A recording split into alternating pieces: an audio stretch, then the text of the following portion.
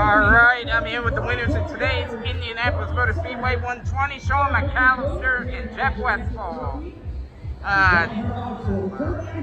Now, Jeff, you had to really conserve some fuel in your BMW to be able to make it. How did you have to adjust your driving style to conserve that fuel?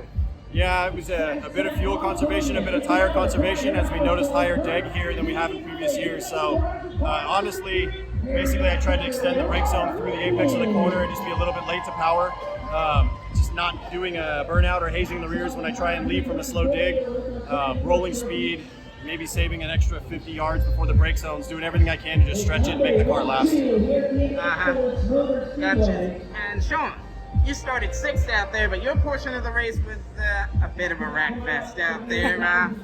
I mean, how would you describe the early portions of this race with the fierce sun and slippery conditions?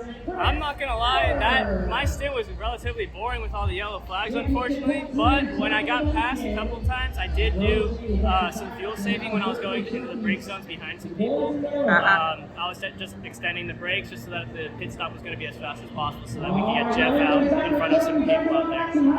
Yeah, and that was key out there today. You were able to get some clean air once everybody made their final green flag stops. You had a steady advantage. Were you trying to just manage the gap you had over Ellis out there? Yeah, for sure. I've raced against Ellis in GTD, and I knew he was quick. Every time I would push, I'd pull out a couple tenths. He would push, he'd pull out a couple tenths, but I think both of us paid for it the next lap or two, with the tires just getting really, really hot. So I think we were both playing the cat and mouse game, trying to catch each other without making big mistakes, and the gap stayed pretty stagnant. It's the first win since you guys had to go to this chassis after the Mid-Ohio crash.